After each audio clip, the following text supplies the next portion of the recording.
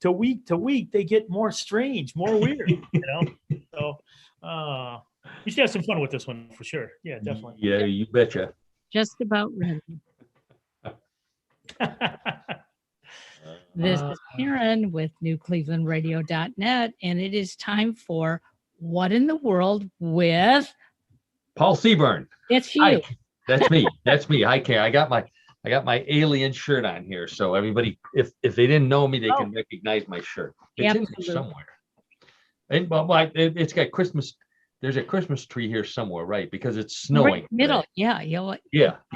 Snowing. So I'm here with we're here at What in the World with Karen Hale, our producer and media mogul at newclevelandradio.net, our platform, and John DiNallo, our co-host, color commentator, and sports guy. Hi, John. Oh, hi, Paul. Hi, Karen. Another week. Hey, how are you? I am good. I am well, and looking forward to the show.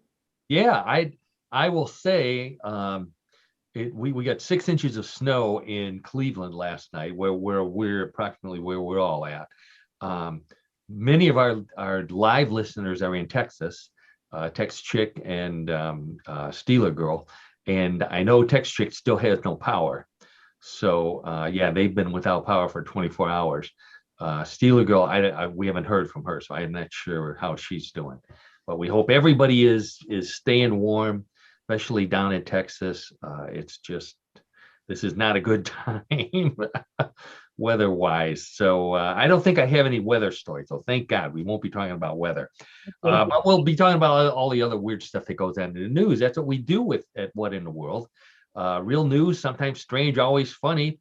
John can never believe that it's real news. Karen always just thinks it's all strange. You got it. And I'm the funny guy, so I think we have a good fit here, don't we? Yeah. Oh, absolutely. There you go. All right. So, and I have a bunch of strange pictures. Nothing offensive this week. Thank God. As far as I know, well, they're not offensive to me. I'm sorry, Karen. You're the judge. And it's a little too, by the time I show it, it's too late to censor it. So you're right. And we put up with all your happy faces. So yeah, we're even until John and I can figure out how to put some weird faces up ourselves. You're stuck with our weird faces. Okay. It's a burden, quite frankly. It's a burden. I know. Yeah, but we'll live with it. So anyways, we're here weekly with What in the World. We're on newclevelandradio.net. We're on from there. If you go there, you find my page, all the platforms that we're on. YouTube, we're on live at 3:30 on Tuesdays, and in the future you can see us there anytime. We're glad to have you here. While you're at New Cleveland Radio, please look at some of the other great podcasts that Karen has on the platform. There's just a ton. And she's constantly adding, constantly improving. So, have some fun.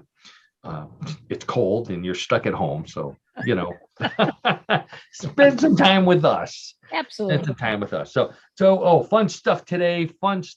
We're going to get a little bit. It's already past Valentine's Day, but I've got a Valentine's Day story about the saint that I never knew about. We've got the world's oldest brewery, and it was discovered in Egypt. So we'll learn a little bit about the history of Egyptian beer. Cockroaches that are cannibals in Japan. New trends for guys. Okay, Karen, I will warn you that when it's a new trend for guys, you're going to have a problem. I'm sure. You cover one eye. Let's see. Flying cars. We've got, we're getting maybe this close to flying cars. So I got a flying car story. Let's see. And in Japan, they have cars with legs. We're going to take a look at those. Ancient face cream for men in China. I don't know about this. And this was a great one. I did this one for mysteriousuniverse.org, where you can see many of these stories as well. The world's most successful pirate. They just found his bones on a ship, and so it's a very interesting story. A good pirate, which I know that sounds like an oxymoron, but he really apparently was. So we'll learn a little bit about him. Okay, so let's get right to it. I think we're all set.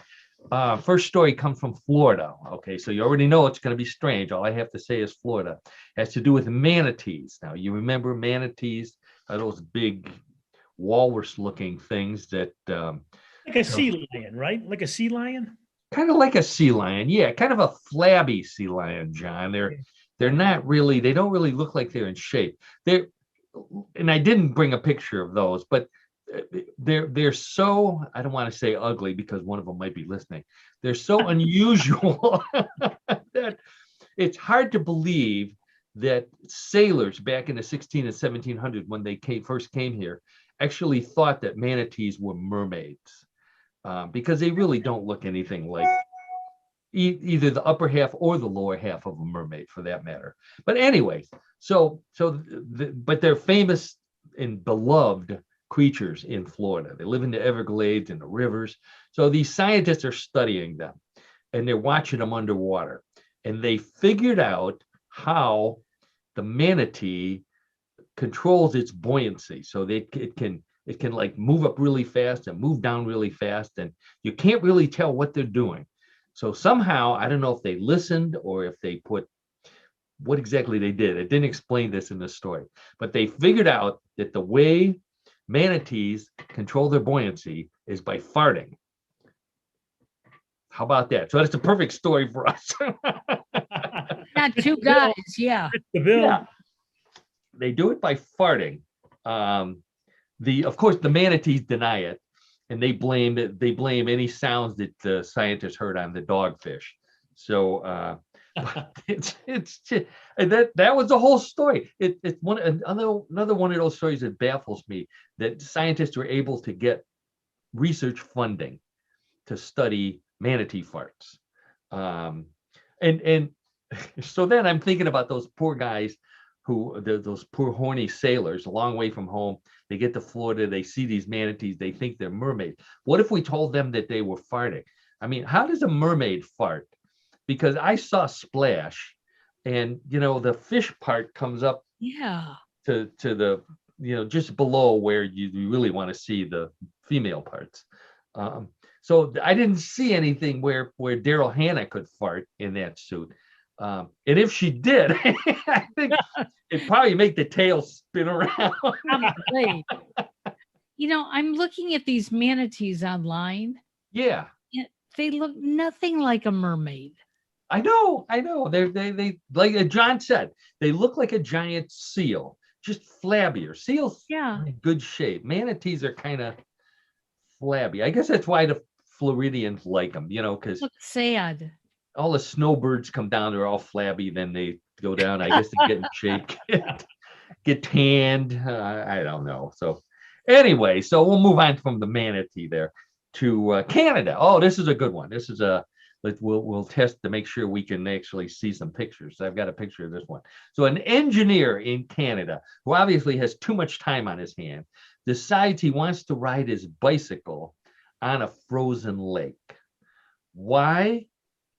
Because he had too much time on his hands. I just told you that. So he can't ride a normal bicycle. So what he does, and let's see if I can bring this baby up here for us. This picture needs no explanation. I'm just gonna put it up here and let you take a look at it, and you'll figure it out for yourself.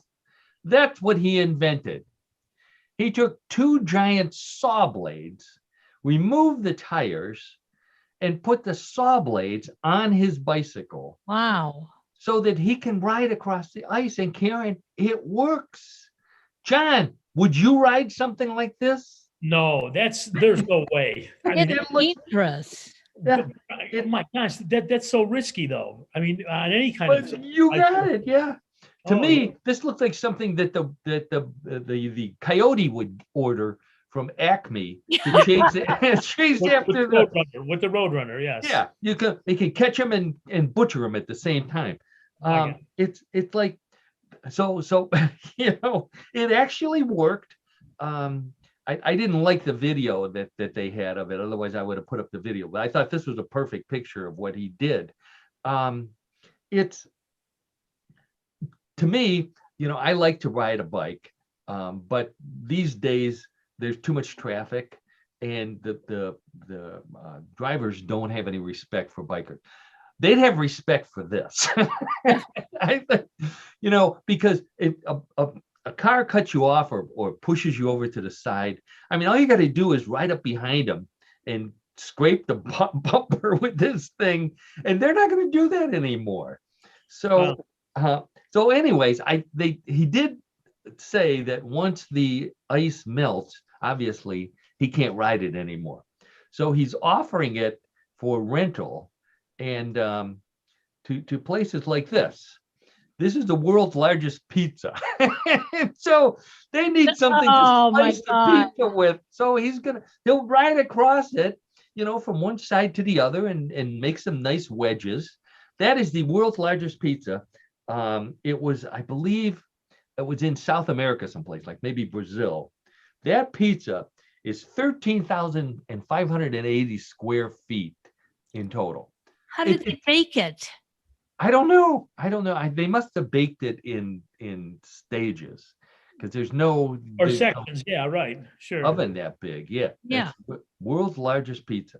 Unless they baked them all at once and then just ran right over there with the pieces, and which means they wouldn't need his slicer, but that kills my story. So we're going to stick with that.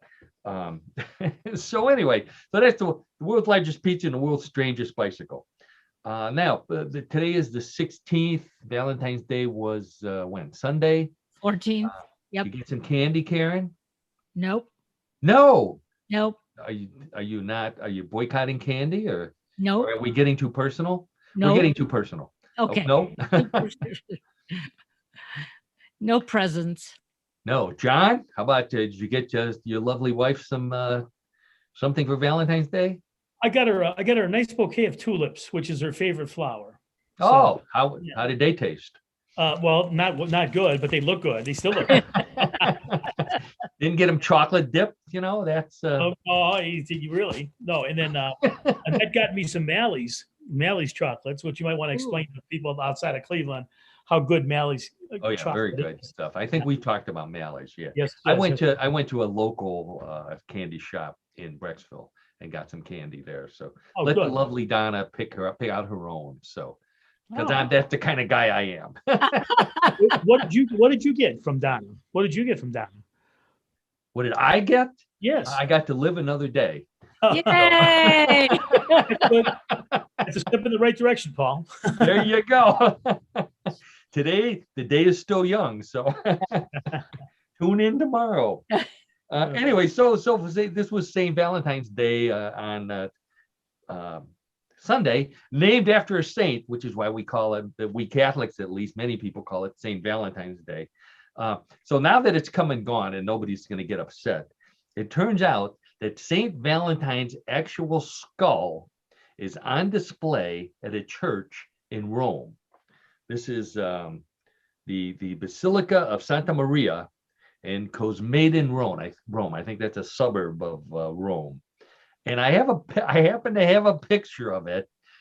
So you may doubt that this is the actual skull of St. Valentine, but once you see it, you'll realize that this is. He's got flowers, a crown of flowers, and he's got his name across the top. Of course. So, of course, it has to be him. Wow. Apparently, I'm not sure if that's his bone. He's a typical saint. His relics are in like 100 churches across Europe. Mm-hmm. Right. And that's not even all of his skull. There's another church that had a piece of the skull. So, they argue with each other, I guess, over who's. So this tells me that maybe Valentine's Day and Halloween should be merged, because you look at something like this and you think, wow, this is pretty. And you know how St. Valentine died? He was he was around in the early parts of the church in like 200, 300 AD. Thank you, John. He was he was in favor of Roman soldiers being allowed to marry. And the emperor didn't like that. He wanted them to be single, so they had nobody to worry about when they came home. Just go and kill until you bring the reinforcements in. So because St. Valentine was promoting marriage among the soldiers, they had him beheaded. That's the whole. So because of that, because he promoted marriage, the church said, well, none of the others did. That Peter and Paul, they left. We can't use them. He sounds good. Let's use him for the romantic saint. So that's how he became the saint that has the candy the candy feast day. Hey, Yeah, I don't think so. I know far more about St. Valentine I ever wanted to know. And then his relics disappeared somehow, and this is the typical story. And they were digging under a church in the 1800s and found it. And of course, they saw the name across the top, so they knew at least that this was St. Valentine. And they I don't know if they sold him to that church, or the Pope decided, you get this, you get the finger, you get the toe, so that all the churches could share in the wonders of St. Valentine. So I'll take him down. We don't have to continue to look at him here. So anyway, back to Canada. I got another picture for this one. I should have left it up. So apparently the Canadians are having trouble with the coronavirus pandemic. They can't find things to do. So this comes from a farmer in Canada. He set a Guinness World Record, and you know how much we love to talk about world records. Guinness World Record, world's largest turnip.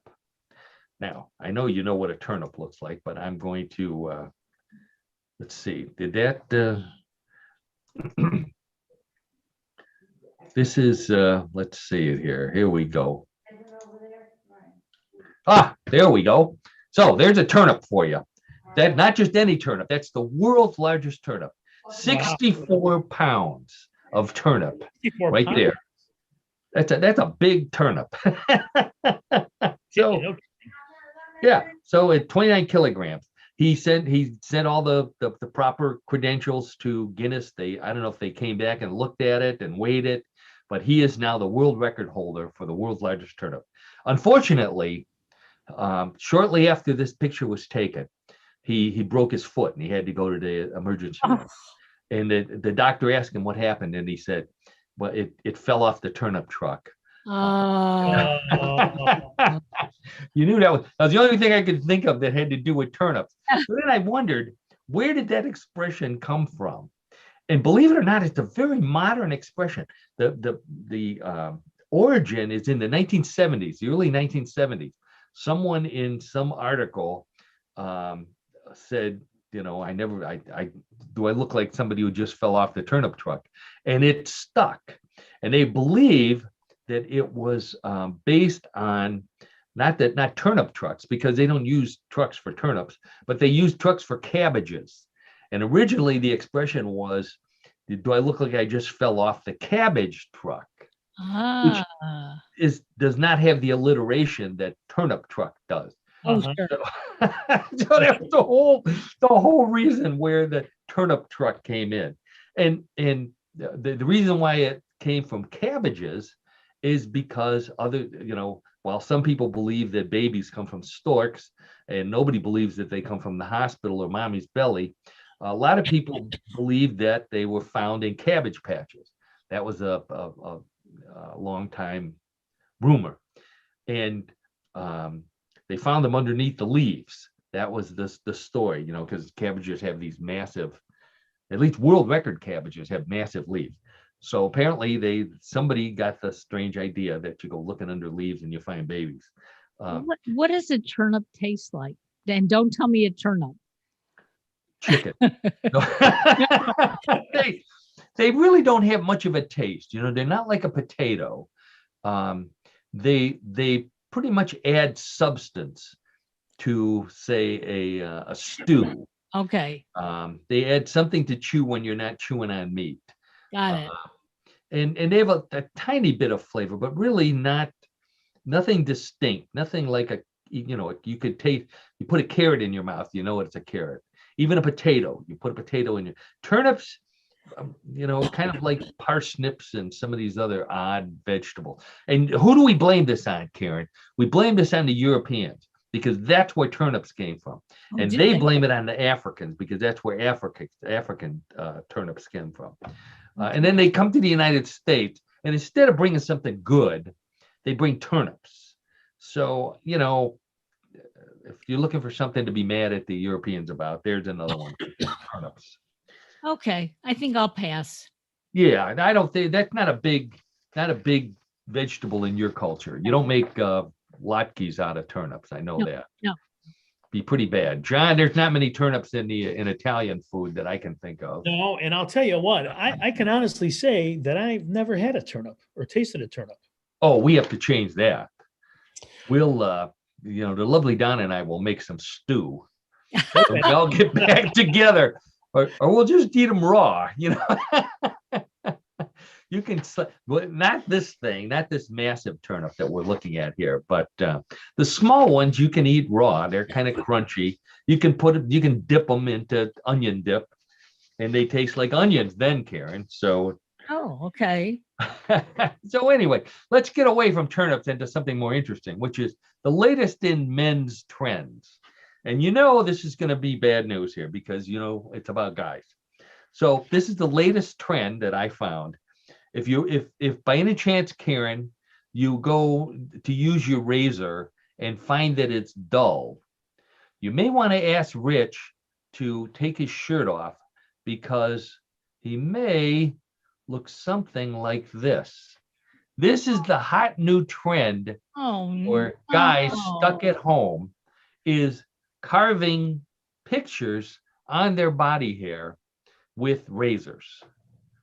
Now you see one guy here has Batman. He's obviously not married. Why do you say that? The other one is either.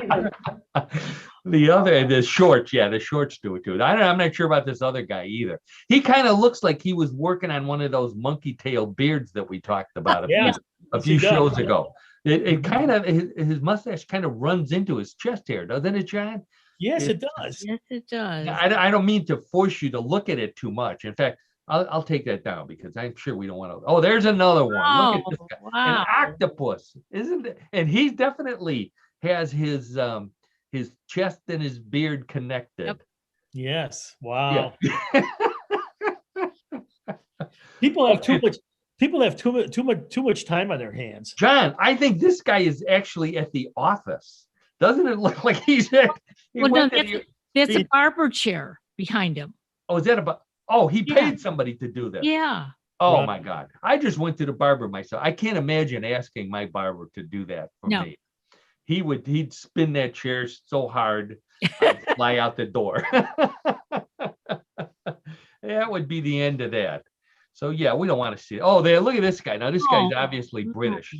I couldn't find anybody. Jack, right? Union Jack, yeah. The Union Jack on your chest. I couldn't find anybody with an American flag. That would have taken a little while. I think that probably would have required professional shaving. Wow. I have no idea why they're doing this unless it's just boredom. I can't imagine any other reason. So let's I'm going to tell you, Karen, this is the last one. I'm not going to make you look at any more of those. Oh no, guy, that was another Batman. Let me see here. There we go. Okay. So this is a flying car. And as I mentioned before, we are this close to having flying cars. Not quite the Jetson kind of flying car, but this is a Terrafugia Transition is what it's called, a roadable aircraft. And it's the first flying car that can fly that can drive at 100 miles an hour and can fly up to 10,000 feet in altitude. And it's to the point now where the FAA has officially approved it for flight. So either late this year or early next year, it will be available for delivery. $400,000, John. That's what you get for $400,000. As you can see, the wings fold up. This is half folded right here. They fold all the way in, and they say you can park this in a single car garage. So I believe that. The first thing I'm thinking though is, I have one of these, I pull it into my garage, and then I go to press the button to lower the door, and I hit the wrong button, and bam, the wings go out, knock the walls out, the roof comes down. There's my $400,000 right there buried in underneath my garage. But I could see some interesting uses for this other than flying. And I don't know, where can you, for one thing, my driveway is not long enough to take off. It would have to be, one of those like we used to see at the air show, where the plane comes in, I get to the end of my driveway and I immediately shoot straight up into the air. There's no other way that this could take off in my neighborhood. And what do I do in the snow? I mean, I'd have to shovel the snow out first, blow the snow out maybe with the jet engine. I don't know what it is. But I could see it would be great for finding a parking space. You go flying over the mall or wherever it is you're going, and you can see where all the parking spaces are. Except once you land and pull over there, there's nobody there. Somebody took your space. But I have a solution to that too. If you find them, you drive up to them and you shoot the wing out and knock them over. Oh, And then, don't take my parking space anymore. This is going to happen again. I hate to tell you, you could not park this, even with the wings folded, in Brecksville, because in Brecksville, the parking spaces are all narrow. They all are. Yes, I agree. Having lived in Brecksville. Yeah. Well, let me ask you a question. Can you drive this on the highway? Yes, it is highway legal. I mean, with the wings folded in, it is highway legal and can reach 100 miles an hour. I had a couple other uses for this. One was to go to one of those restaurants, the fast food places like Sonic, or in Cleveland, we have this place called, what's it called? Swenson's. Swenson's, yeah. Thank you, Karen. With the car hops. So, you want to socially distance yourself. You pull in, then you stick the wing out, and they can just slide your meal to you from 6 feet away. So, yeah. Mm-hmm. $400,000 to go to Sonic. I think that would be an investment. Wow. That the lovely Donna would not let me do. So that's the way that goes. All right, let's back out of this one here. So let's move on to some insects. And I don't have pictures, Karen, so don't worry. Okay, thank you. But this goes with Valentine's Day. Wood-eating cockroaches are a species that is in Japan. So these Japanese researchers somehow convinced somebody to give them some money to watch wood-eating cockroaches have sex. Okay. John and I know plenty of people who would pay to see that. I know Oh, God. Not us, of course. But let's just say you're judged by the company you keep, Paul. There you go, John. I know. And you know them too. So anyway, so they're watching these wood-eating cockroaches. Now, based on that name, Karen, what do you think they eat? Wood. Wood. Thank you very much. It pays to come to rehearsal. Yes. So it turns out they're watching them, and they watch them have sex. And then instead of having a post-sex snack on a twig or something, just kind of chomp on it, they chew each other's wings off. The male and the female chew the wings off of the other one. Yeah. I guess to celebrate. I don't know. I don't know if they taste good or what. Wow. So this can't be a good thing, John, obviously. But the first thing my thought was, what happens if they're not married and they're just having a fling, and then the spouse comes home? Well, the male can't fly away because she already ate his wings. What does he do? He's going to run under the refrigerator to hide, which, of course, he's a cockroach. That's the first place the husband's going to look, is underneath the refrigerator. It's like the closet in the bedroom. That's where my mind goes. Yeah, I get it. I just thought that the wood eating but after sex they eat wings. The wings not are even barbecued wings. I'm sorry. these are the wings of their partners that they. They're partners. Yeah. Oh my gosh. Think about it for a while, John. Now, I know our motto is real news, sometimes strange, always funny, which means that it's real news. It's from, you can believe us. You can believe believe it or not, you can believe us. So but if you have, and we don't talk about politics, because when it comes to politics, you don't know what to believe anymore. And it's not just in the United States, but it's in every other country. And here's 2 examples. So a couple of weeks ago, we talked about the monolith. That last year was the year of the monoliths. They're appearing everywhere. And all of a sudden, they stopped at the end of the year. And then one shows up in Turkey. And I mentioned this maybe last week, a couple of weeks ago. They had armed guards around this monolith. And then it disappeared. Well, the person responsible finally admitted that he was the person who put it there and took it down. The person responsible was the president of Turkey, Erdogan. Erdogan is his name. I think former president had some dealings with him as a publicity stunt to announce that Turkey was getting a space program. Oh my God. So he doesn't have a press conference. he puts a monolith on a hill and lets people figure out what the heck this is. So, and you can't impeach him, because he's dictator for life there. So my thought was what they should do. They don't want to have a coup because they'll go to jail for that. My thought was make a deal with him. We'll let you keep your job, but we're going to grease the monolith, and you can keep your job if you can climb the greased monolith and sit on the top. Now, I'd pay to see that. I think that would be fun to see. I can think of other presidents who I'd like to see do that too, but that's besides the point. I know everybody would like to see whoever they don't like do it. Right. But this isn't the worst one yet. The worst one comes from the United Arab Emirates in Dubai. And I don't think I talked about this one here. I talked about it at Mysterious Universe. Over the skies of Dubai one night, there's 2 moons. Not one, 2 moons. Big moon and a little moon. Okay, not a person's moon, but actual moons. Nobody can explain it. All of a sudden they disappear. So the president of the United Arab Emirates commissioned 2 cranes to hold this giant screen up, and then they shot pictures of the moons, and they were the moons of Mars, because the United Arab Emirates just sent a space probe which entered orbit around Mars this week.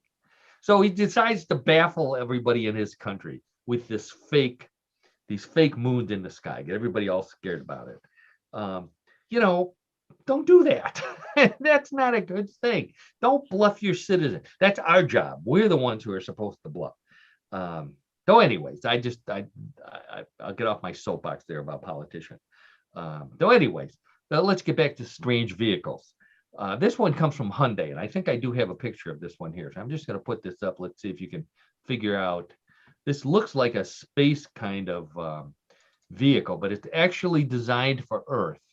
This is a car made by Hyundai where the wheels will extend so that they become legs. And it's not just to raise it up, like from the cartoon where, one vehicle wanted to go over another one, so they'd raise up and drive over. Those legs actually walk up and down like a dog or an animal. And Hyundai made these for it's an all-terrain vehicle for terrain that an all-terrain vehicle can't drive on. So you can climb up and over and all the different things it can do. I don't want something like this, John. I don't know if you would. I'm certainly certain you don't go to places where you would need something like this. No, I don't think so, Paul. Not at the grocery store or really going up to the downtown. Yeah. Climb over other cars in the parking lot, maybe. But I can see where this would get Toyota upset, because they don't have one of these. So they're going to come out with one with 5 legs, and they put the 5th leg right in the front. And when this is the perfect. Now this I would consider one of these. So when I'm waiting at the stoplight and there's a car in front of me and the light changes to green and they don't go, I can use that leg to kick them, kick the bumper, get going, instead of using the horn, because people hate the horn. Maybe they'd like if you just gave them a little kick in the butt. Not Give sure. a little nudge, so to speak. Don't like that idea. Okay. All right. So this one comes from Purdue University. Where is that? Is that in Indiana, John? Indiana, Lafayette, Indiana. Lafayette, Indiana. Thank you. In the Big Ten. Yes. So they have nothing better to do. So they're studying pigs. They took 2 Yorkshire pigs and 2 miniature micro pigs. And the professors there, they trained them to use joysticks to play video games. Pigs playing video games. Not only did they teach them how to play, but they found out that they're pretty good at it. And that the only thing that holds the pigs back from competing with humans is that they have pigs' feet that can't hold the joystick as well as humans can. Can you believe this? Pigs are good at video games. Yeah, well, hey. What if they develop hands? We're in big trouble. George Orwell. I wish George Orwell was here to see this. Animal Farm would not be Animal. It'd be maybe Animal Arcade or Animal something that where we're taken over by pigs. Next thing they'll be walking on 2 legs. Driving our flying cars. Who knows what they're going to do? So finally, we'll go to China, where the archaeologists found I'll take this picture down here. The archaeologists found a jar filled with cream that belonged to a man. And it was a muddy looking cream. It's made from some kind of powder that turns into mud. They believe that he used it, that this was from 2,700 years ago. They used it as face cream. Chinese guys use this mud as face cream. Now, I'm a guy, John, you're a guy, we don't need to buy mud if we want to get muddy. We just go in it. We can find mud. We can find something to do in mud, and we'll come back muddy. We don't need to buy mud. And the other thing is, the only way I could think that maybe this guy was convinced to buy this mud is maybe he had zits. And at that time, he didn't know what to do with zits. So you buy this face cream because it says on the bottom in Chinese, good for zits. And he puts it on and it doesn't work. And then he discovered the pleasure of squeezing zits. And because that's what, that's the main reason why you do it. You don't care what they look like, but it sure is a lot of fun. In fact, that's my new book, The Joy of Squeezing, I think is what I'm going to call it. So anyways, let's move on from the really, really strange stories to something that's not quite as strange, and that's the world's oldest brewery. I think we've got time to talk about this. This 2 things that archaeologists look for when they're trying to study a culture is what the people ate and what they pooped. Those 2 things tell them virtually everything they need to know about a culture. So these archaeologists are digging in a necropolis in Egypt. Necropolis is a cemetery, it's where a lot of people are buried. And they find a brewery at the cemetery. So now I've been to plenty of funerals where people get drunk. So I can accept if they found a bar, but they found a brewery whose specific purpose was to get everybody at the funeral drunk. In Egypt, and not just a small brewery, John. This was they called it a beer factory. It at one time it could brew 22,400 liters. Now I'm going to let you figure that out in your head how many gallons it is. I'll tell you in a little bit. So basically what they found out is that the ancient Egyptians from the first dynasty get drunk at funerals. King Tut's, I think King Tut's funeral was a big drunken affair. And that's where Steve Martin got all of the ideas for his song. You know, how'd you get so funky? There, you know, I wonder how did Tut get so funky? Did he do the monkey? Why did he move to Arizona? Yeah, and have a little. And then finally, my favorite line from the song. Well, he gave his life for tourism. That came from the brewery. I'm convinced. I'm convinced that it was drunken Egyptian who inspired Steve Martin to write that. So, anyways, it dates back to 3100 BC, first dynasty. The factory. I have a picture of the factory. It's really they put a lot of thought into it in building this factory.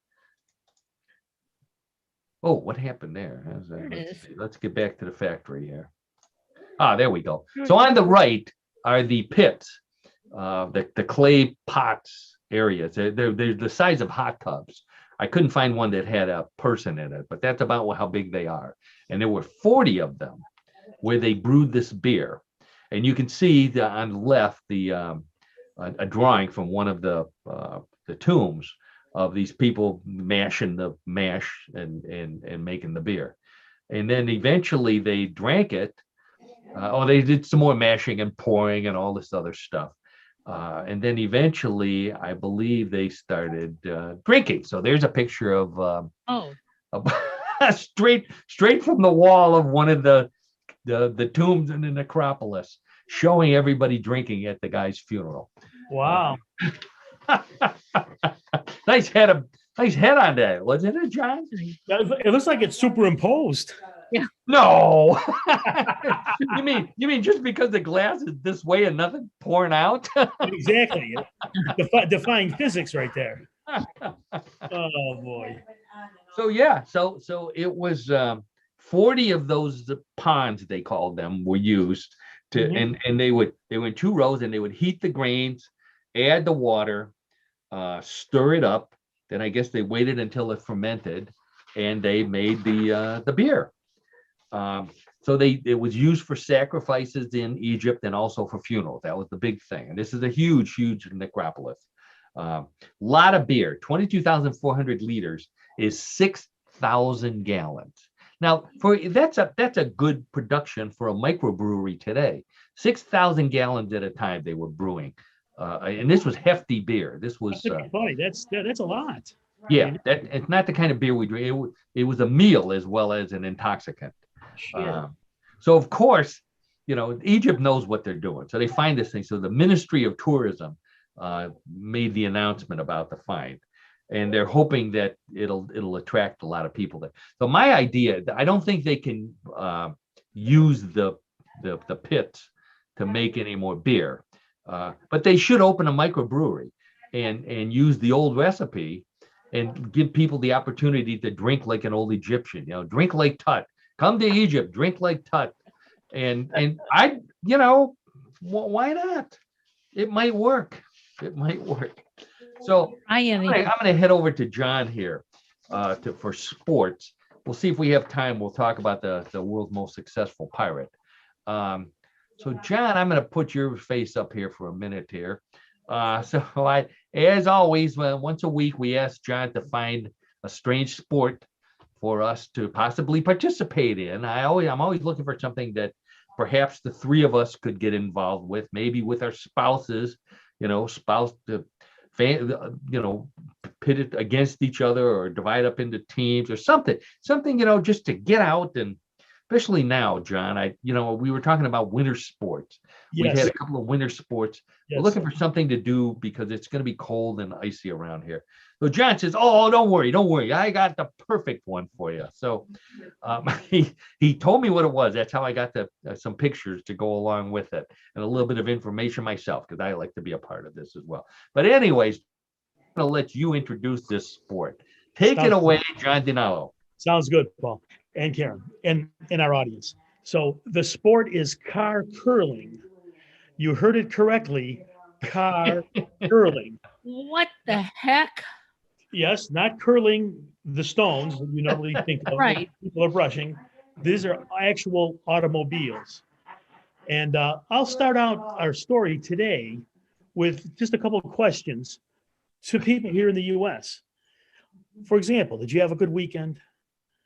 Did you knock a few things off your to-do list? If you had a chance, did you take a spirited drive in the country if the roads permitted you to get out there? Well, while we were in America enjoying our capitalism-sponsored days off on the weekend, the Russians back in 2017 went ahead and invented a whole new sport, organized car curling, which some Olympic game observers expect to be added to the 2022 Winter Games. Curling. Unless Curling, like on the left-hand side of the screen, curling, just so everybody knows what curling is. Yes, With those cars on the right-hand side. Yes. That's what you're saying, John. That's Curling curling with cars. Okay. with cars. Now, unless you think that this is one long joke about black ice, the results of car curling weekend tournaments over the past several years in various Russian cities have created a great deal of interest and enthusiasm for the sport. How about that? There you go. Car curling. Come to see the car curling. There's a poster. Should have been in Russian though.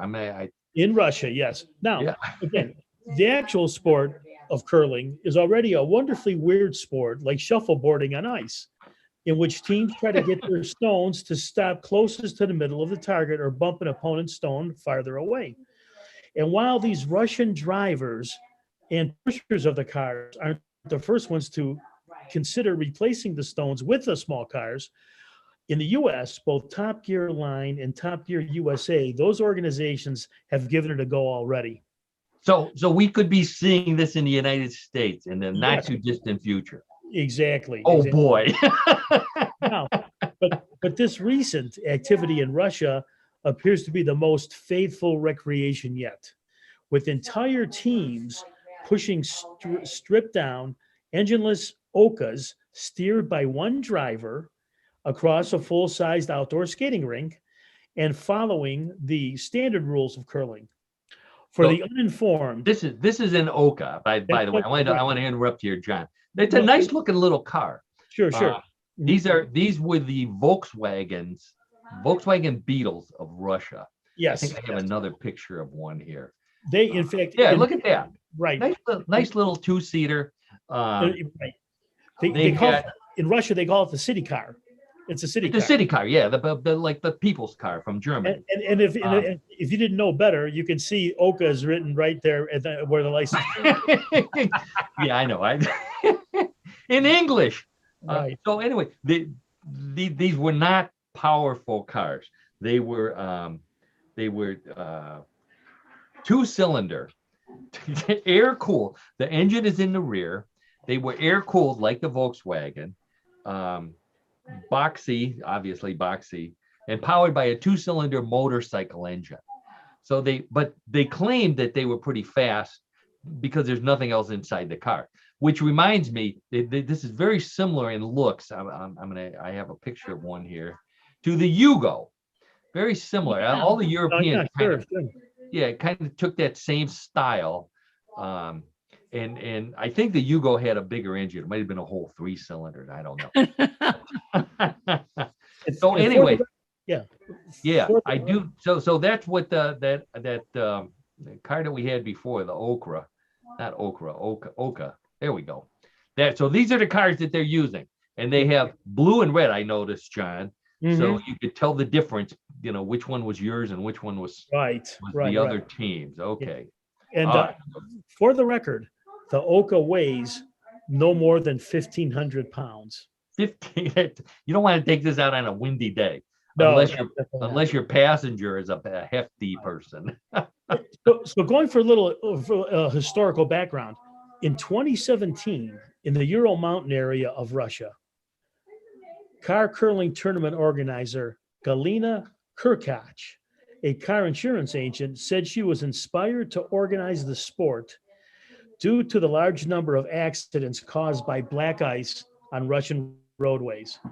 Oh. She was even able to convince her employer to sponsor the event, which featured 4 teams of 10 people, and the grand prize was $1,600. Did they donate their parking lot too? That oh yeah, we're going to teach people how to not run into each other by letting them run into each other. Right. Now, so for this tournament, the eventual winners, they had a sound strategy. As the one gentleman said, we allocated our force right. We knew which car to push first and which car to push at the end, and that's why we won. Andre, This there is it is. these goofballs pushing the cars, by the way, Karen. In case you couldn't imagine it. Wow. Now, Andrei Gubalidin told the Australian Broadcasting Corporation, which covered the event on TV, it is certainly hard to argue with that logic. Oh, there he is. You froze up a second there, John. That's what we get for talking about these icy sports. Nah. Okay. Okay. Okay. Wow. Good. Okay. So, there are actual rules, like Paul was alluding to in car curling. Rules, Actual of course, there's rules. Now, the idea of the game is simple in the sense that, like in Olympic curling, the idea is to get your stone, or in this case, your car, closer to the center of the target than your opponents. Those with the most points at the end of the competition win. Now, while the rules of the game may be similar to standard curling, the technique is totally different. One person sits in the driver's seat to steer or curl the vehicle, while the rest of the 10-person team pushes the car down the ice. Ah, Hey, I figured out how to do videos, Karen. Look at it. yeah. Look at that. And just like you said, John, there's a guy sitting in there. This is like demolition derby. I wish they would have showed the end result, which is him running into one of the blue cars and knocking it out of the circle. Now, you may notice that there's no windows. The windows are out, because of, creating less weight. Wonder why. And also the car engines are out as well. The engines are removed from the car. So, So instead of being 1,500 pounds, it's 1,450 pounds. Right. There you go. Little motorcycle engine. Now, as we all can see the beauty of this bizarre sport come to life in this video, it makes one wonder why it took so long for someone to come up with it. Just saying. My guess, John, is that someone came up with it a long time ago. This is the first time that it's been publicized. Right. Exactly. Or organized by that lady in Russia. Right. There you go. Yeah. I think that I have a prize that these guys won. There it is. That's the prize that you get. For, Oh, wow. The curling automobile. What is?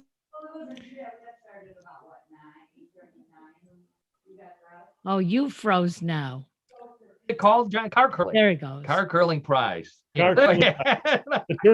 I wish I had a car that I could use for that. Yeah, I know none of us have cars that we would donate for that type of activity. No, definitely not. No, I can think of some spouses that push their spouses across the ice like that, but I'm not volunteering.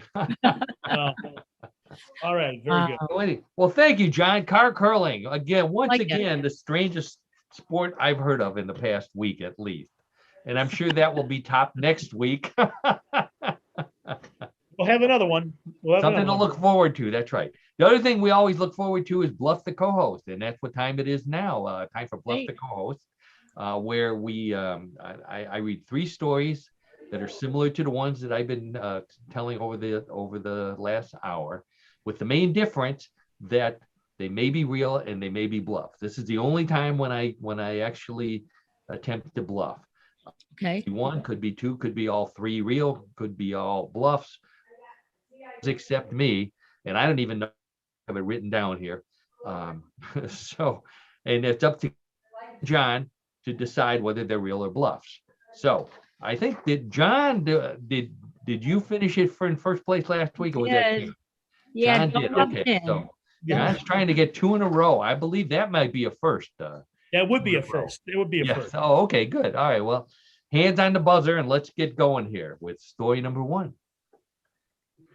These are from all over the place. There's no theme this week. Okay. Now that offices are reopening in Florida, workers are trying to get things back to normal. And one sign of that is holding office birthday parties again. Unfortunately, one staple of office birthday parties was still banned until recently, when a group of workers at a major Florida employee convinced the governor to end his ban on office birthday party strippers. Entertainers posing as cops, clowns, overdressed women, and the like, who then take their clothes off while singing happy birthday, will once again be allowed to perform, provided they stay 6 feet from the guest of honor and leave their mask on, even for the grand finale. The governor says he was happy to lift the ban, especially since he has a birthday coming up himself soon.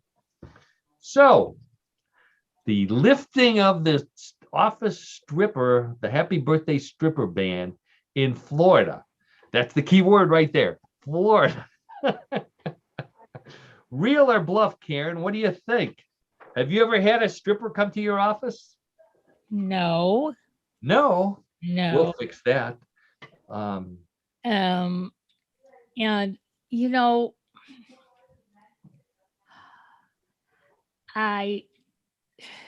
gosh, I am really, if you'd have said this was happening in Washington, D.C., that'd be different. But I'm Kyle. going to say it's a bluff. Karen says it's a, oh, you would believe it if it was in Washington, D.C. or California or? I'm sure they would be doing it there. Yes. But not Florida. Not Florida. Okay. All right. So Karen says it's a bluff. John, what about you? Have you ever had a stripper in your office? No. No. I can confidently say that. But I guess I'm the only one. Okay. Well, but with no explanation, I'm going to say true. With no explanation. No explanation. John flips a coin and he says it's true. It's true. Let's see. What does it say here? That was a bluff. You're right, Karen. Way to go.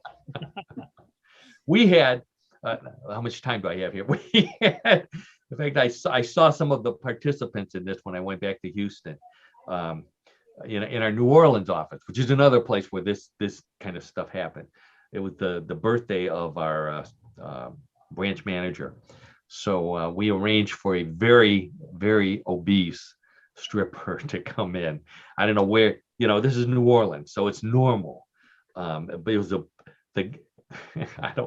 was he enjoyed it. That's all I can say. His wife was a little, but and the worst part is, John, you'll appreciate this. We were in a restaurant that was formerly a church, and they deconsecrated it. I went to confession immediately after that one. I said, I don't care if it's not a church anymore or not. I better get some forgiveness for this. I'm not right about that. So anyway, Karen, there you go, 1-0. Okay. Get ready, hands on the buzzer. Story number 2.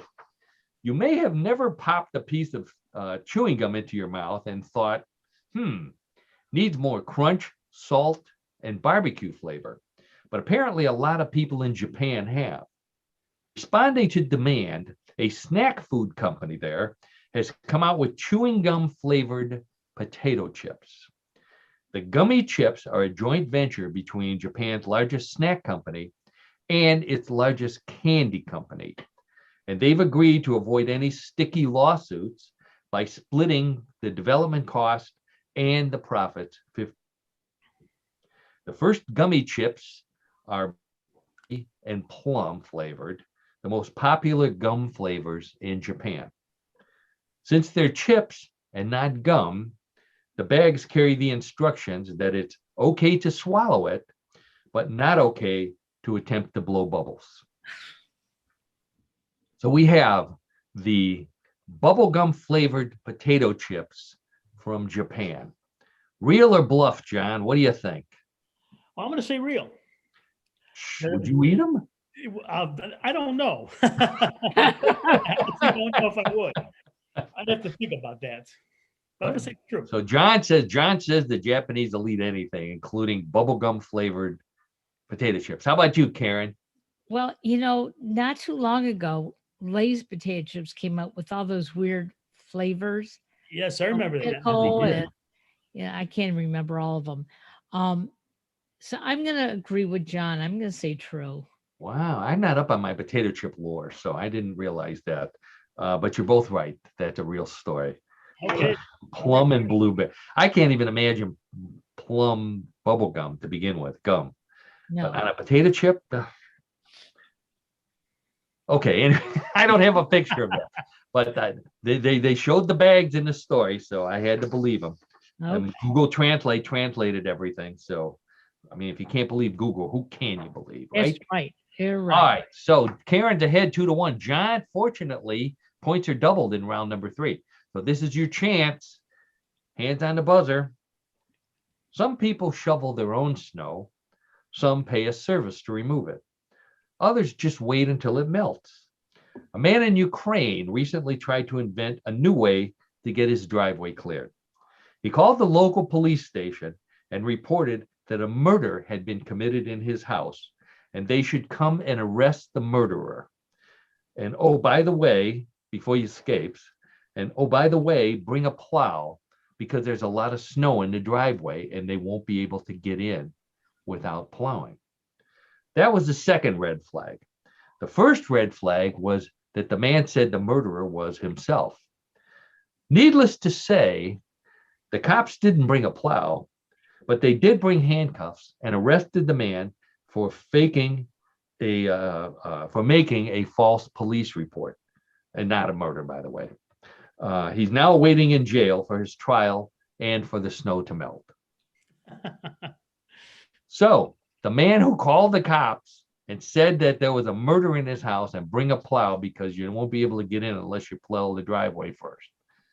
Did that work or not? John's already thinking, could I get away with this in Broadview Heights? Karen, how about you? What do you say? You know what? It's so stupid. It has to be real. So I'm going to say true. That's John's motto, isn't it? It's so stupid it has to be true. John, what do you think? No, I'm going to say it's true also. I agree with Karen on this. Yes. Yeah, would you do it? No, would you? of course not. No. I got a guy. I got a guy who would. I got a guy to take care of that for me. Right. He came today, as a matter of fact. So yeah. Yeah. I'll tell you the answer. You're both right. That was a real. Wow, Karen got all 3 of them. Holy wow. Nicely done. Nicely. We should have some kind of animation where your little faces spin around. Yeah. They start. Yeah, that's it. We'll have to work on that. Yeah. I have a guy too, but he didn't show up today. So I went out and I plowed the I plowed the driveway myself. As I'm plowing, he drives by and waves to me. What's something I right with that picture? I think you're right. Well, so anyways, Karen, wow, that doesn't happen very often. So no, it doesn't. No. I'll tell you what, I got to work on my stories here. John, you were close. You were close. 1 point away. For me, that's a good tournament. That's a good score for you. That's right. Yeah, that's right. So John would consider that a win. Yes. He's he's kind of like a certain politician we know. He finished second, but it's still a win, right? Right. That's right. Anyways, that's all the politics we're going to talk about, and that's enough.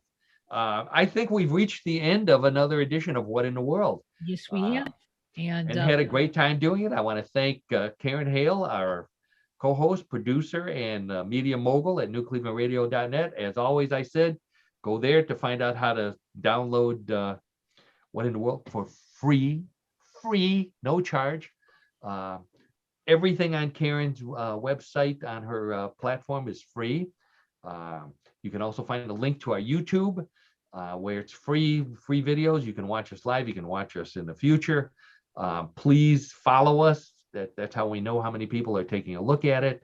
Right. I think that's all the promotional stuff there. John, I want to thank John as always for another strange story and for being a great co-host. John, thank you. See you next week. You're welcome, Karen. Yes. Stay warm, both of you. Stay indoors, wear masks, don't touch your face and all that stuff. And we'll be back next week. We definitely will. Good week, everyone.